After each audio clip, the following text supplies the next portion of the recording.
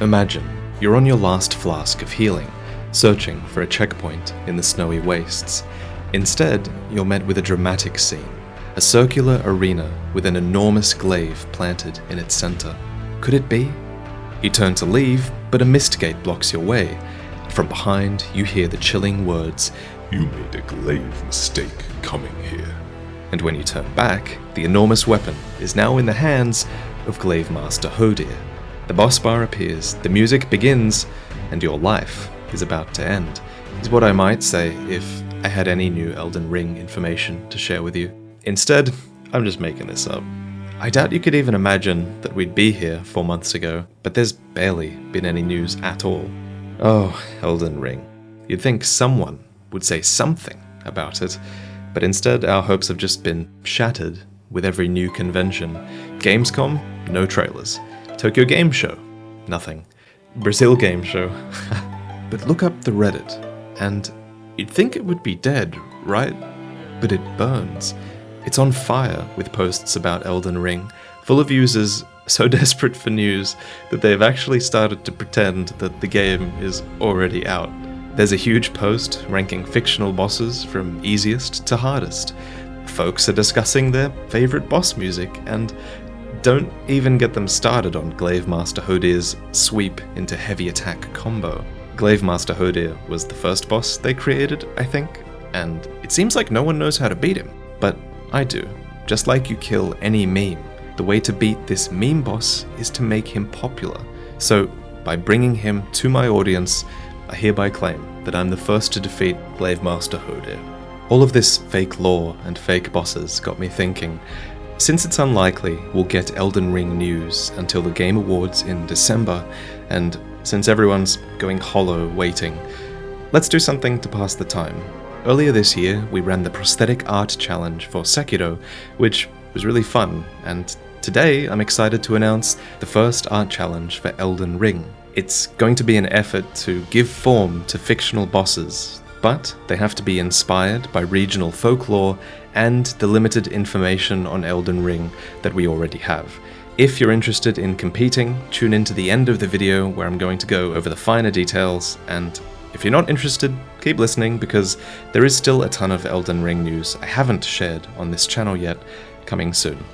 The prize pool for this challenge is higher this time. It's going to be $2,000 US, and it's going to be split across the top 10 participants as shown on screen. The reason I can fund this out of my own pocket is because you guys have been insanely supportive of the sponsorship and merchandise stuff that I've been doing. Like, insanely supportive. So thank you. Speaking of which, this is your last chance to buy Fate, my limited edition Elden Ring inspired merch. I've added 48 more hours to the listing, and then this red-haired variant is gone forever, so check it out in the description below. All the way back in June, I penned a video about Elden Ring that was based on the trailer, but a few days later, more information dropped in interviews and in leaks. Despite what I said earlier, there's a lot here you might have missed, and there's even more to speculate on. First, we have confirmation via IGN that our character will be able to traverse the world on a horse. If mounts are required, then it really does confirm that the scale of the world is going to be huge because we need the mount to traverse it. This sort of scale isn't seen in any other From Software games. This could explain why the game seems to be eating up more development time than usual. Incidentally, these were some of the first leaks that we received, and these leaks also suggested that we'd be traveling to distant kingdoms in order to acquire their special powers. Hopefully, the existence of different kingdoms implies that the game will be a truly open world from the very start. I feel like so many open world games make the mistake of designing these enormous worlds only to put the character on rails. Often we're restricted by the story, or we're restricted by the increased difficulty in late game areas, but since From aren't usually restricted by story or scaling difficulty, I can imagine their open world being closer to something like Breath of the Wild's design, with areas that you can tackle in any order, and with every area having its own self-contained story. Another common feature of open world games are really big populated towns, but Miyazaki admits that creating a more open game is a big challenge for us.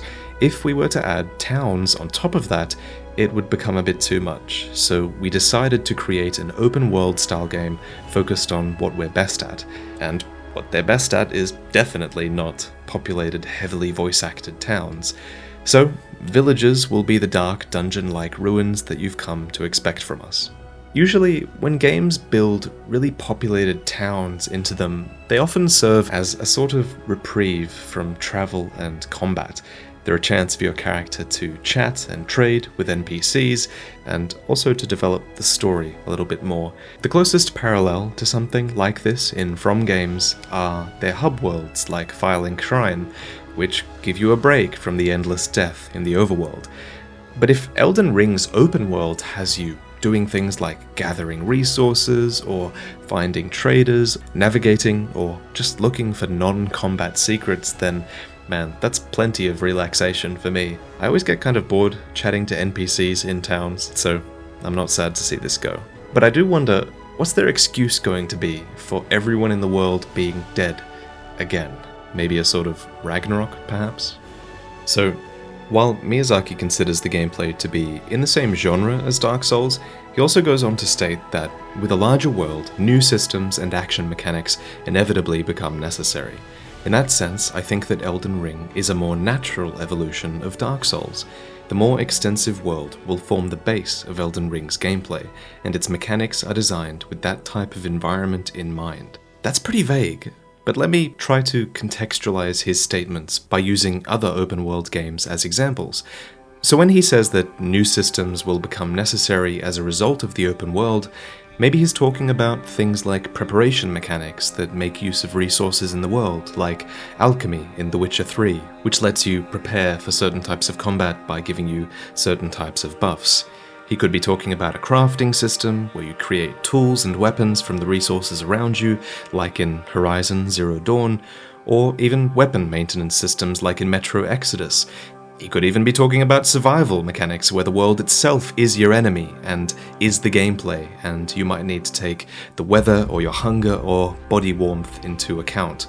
I suppose these are examples of the world itself forming the quote-unquote base of Elden Ring's gameplay, as Miyazaki says. Miyazaki goes on to say that larger environments will add more variation to battles. So this reminds me the most of Breath of the Wild, again, where you can use the environment in creative ways to take out groups of enemies. You can roll rocks down into their encampments, you can steal their weapons while they sleep so that they have nothing to fight you with. You can even do crazy things like giving them metal weapons in a storm so that they get struck by lightning when they pick them up. Another example might be in Horizon Zero Dawn, where you can set traps ahead of difficult encounters. I love this kind of stuff, and having more control of the world around you in Elden Ring could be huge. Another fundamental difference here is that we're going to be mounted a lot of the time, so combat must be changing to suit the increased movement speed of us and our enemies. So when we look at other games with mounted combat in an open world, it usually consists of maneuvering your mount for a while, and then there's a brief clash with a well-timed strike, and then you maneuver again and clash and go on and on. In reality, a lot of this time is usually spent sprinting past your enemy, missing, and getting stuck on a tree or some terrain. For me, the best mounted combat moments usually come when some sort of slow motion or archery is involved, but I generally end up hating the whole mounted combat experience. But if anyone can remove the awkwardness of mounted combat, it's From Software, so I fully expect them to innovate in this space. Moving away from combat, Elden Ring is said to go beyond simply bringing new twists to the formula, like Bloodborne and Sekiro did. Now, with a larger scale, says Miyazaki, there will be more freedom and depth to exploration, which I hope means there's going to be more secrets and even side quests maybe that aren't combat-based. Look back at Sekiro and think about all the new verticality they added to that game. You can jump, you can grapple, swimming was incredible, and I actually have the feeling that these mechanics might have been a sort of beta test for what will surely be an Elden Ring as well. As for navigation in Elden Ring, my only hope is that exploration actually requires you to engage with the world around you. One of the worst trends in open world games, I think, are waypoints, and There's always this focus on that little arrow that tells you where to go next, and as a result, you sort of stop taking in the world around you. We've never seen what a map function looks like in a From game, and I'm keen to see their take on it, because you can design cooler ways of interacting with the world around you to sort of figure out where you are and where you're going. Finally, Miyazaki hopes that the world and lore can now be displayed on a grander scale, and with genuine distance between locations now, the world should certainly feel more real. And as for the lore, well, we'll have to talk about George R.R. Martin for that one. Of the lore, we currently know very little, except that the Elden Ring once served as the rules and the rhythm of the world. As a parallel to this, to help you understand, just think about how the Age of Fire worked in Dark Souls. It was always rising and falling, but it was never ending, and whatever the Elden Ring is, it sounds like a similar logic of the world, but now it's been shattered, and it seems like characters are now forced to survive in a post-Elden Ring world, a world that Miyazaki says will showcase the will of humanity. So everything that occurred before this shattering, aka the lore, was actually written by George Martin. He wrote about a time the player wasn't directly involved in, and then passed that story on to the From Software team, who go on to describe his writing as a sort of guidebook for the world's lore. They say it's similar to having a dungeon master's handbook in a tabletop RPG. Miyazaki says it was a fantastic collaboration, as we weren't restricted by each other, yet we were still influenced by each other's work. By having him write about a time that the player isn't directly involved in, he is free to unleash his creativity in the way that he likes. Furthermore, as From Software, we didn't want to create a more linear and story-driven experience for Elden Ring, so both issues could be solved by having Martin write about the world's history instead. The player will be able to learn about Martin's mythology through exploration, confirmed Miyazaki. We're known for letting the player explore the game's lore through fragments of environmental storytelling, and this time around, Martin's story is what you'll be trying to unravel. The period that the player actually explores is still connected to the old times, so as you slowly discover why the world has become the way it is, you'll learn more about Martin's mythology as well. So, getting towards the end now, any extra information we have at this point in the video is only really attainable from leaks, and when it comes to leaks in the past few months, there's only really one that's worth its salt. Back in May, there was this large post that was made on the Reset Era forums by a renowned user called Omnipotent, who has accurately leaked details about From Software games in the past. If you want to read his full post, it's in the description, but here are the safest takeaways from what they had to say. Take this with a grain of salt, of course. According to the leaks, the game is likely to be high fantasy, which means it's quite fantastical and not grounded in reality. It also seems like there's going to be a very high likelihood that the game will have PvP, creative builds, RPG elements, and a sort of variable experience depending on how you build your character. These are things that Omni says will foster good, and I quote, YouTube content. He even goes and spells out Scotland at one point, which is a region with folklore that is rarely explored in games, and this is basically going to be the basis of the art competition, seeing how we could bring folklore from this region to life. He also seems to make a few nods towards the same sort of vibe that Derasene gives off, with a world that is just out of view and yet present all the same. Think fairies and other whimsical yet sinister beings. It could even be inspired by William Sharp's poetry, like Derasene was. He says that there is so much to dig into and search for, perfect for people who like to explore and discover these worlds, lorehounds and solitary soldiers. There's plenty of unearthed knowledge to write your paragraphs of theories about. That's good. And he actually puts capital letters on unearthed knowledge, so maybe he's suggesting that there is a sort of old world to uncover, or maybe underground labyrinths to explore. Towards the end, he even mentions some themes that are common with Vikings, like runes and Jalahorns, and there was even some overlap between Viking and Celtic cultures at some point in history, so it does all seem to be coming together in that region. Of course, like all leaks, we're going to have to wait and see if this is validated in December before we take it all too seriously, but I like where this is heading. And finally, he says, this journey doesn't end with E3, this is only the beginning, so don't expect to be fully satiated just yet. But I hope this hype train will carry us there and back again, rain or shine. Rain or shine? Maybe he's referring to a weather system? But I am more concerned that he says that the hype train might carry us all the way back to E3. If this is true, then the game might actually have a later release date than we expected. Because I was pretty sure they were going to show gameplay at Gamescom, and then I was pretty sure they were going to show it at Tokyo Game Show, but now I'm pretty sure they're going to show gameplay at the Game Awards in December. Hopefully I'm not wrong again. As for a release date, the earliest possible would be March 2020, as that's when From usually releases their games, and it's the end of the fiscal year in Japan. However, their trailer releases have been later than expected. Usually we're a bit further along at this point, and there aren't many big conventions at all, really, that are left to promote the game at between now and March.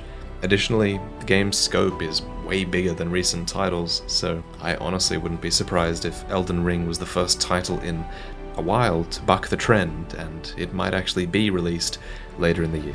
We should all be prepared for that, at least, but for now, let's move on to the art competition. It's going to be something that can keep us sane and entertained if we do end up having to wait a really long time. The goal of this competition is to design and draw a boss, and the only requirement really is that your inspiration must be drawn from the folklore that Elden Ring is rumoured to be inspired by. So that's Scandinavian Nordic folklore, Gaelic folklore, Irish folklore, Celtic mythology, or even Scottish mythology. Of course, Elden Ring might not end up being inspired by these things at all, but it's a start, and all of these places have incredible creatures and themes and stories, and whether you choose just one of these sources or a mixture for your boss design is up to you. In the description, I've listed some reading material to sort of start you off, but I encourage you to go beyond this and look on your own as well. Once you've chosen your inspiration and you've drawn your piece, send it to me with a bit of a written description. 2 things I'd like you to write in your email. First, tell me what folklore that you were actually inspired by, and second, tell me a little bit about your boss fight. Tell me, for example, what's its name? Where does the fight take place? Does the fight have dialogue? Does it have phases, lore? Does the boss have weaknesses? Does it make use of the open world in some way? If you decide to draw a background environment, is this where the fight takes place? Just give me some information. Don't worry about answering all these questions, I just want you to give me some idea of what the fight is like, and how it reflects your boss design. If you're still looking for more inspiration, bear in mind that I have 2 videos on Elden Ring now. There's a cinematic where 2 characters in it have sort of prosthetic arms. There's 2 knights in this trailer that have red hair. They're all high fantasy styled knights. These are all sort of trends that you can maybe pull inspiration from as well, so go watch the trailer, go watch my videos. Hell, go on the Elden Ring subreddit and look at some of the bosses that people have just made up and posted about. I'm sure these people would be okay with you bringing their ideas to life, as long as you credit them in your email. I've linked some really good comments from the subreddit down below.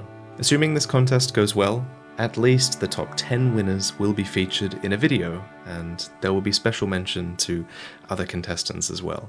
Prize distribution is as follows on screen, and it will be delivered via PayPal.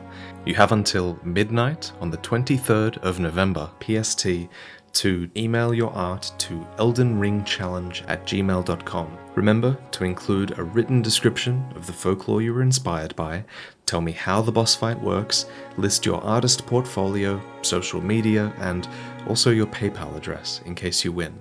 If you have any questions, don't email them. Instead, head over to my Discord and go to the Elden Ring FAQ and see if your question has already been asked. If it hasn't, you can ask the question in the text channel below it. Thank you so much for your interest. I think this is going to be fun. If you're not an artist, maybe share this competition with an artist that you know, and good luck. See you in a month.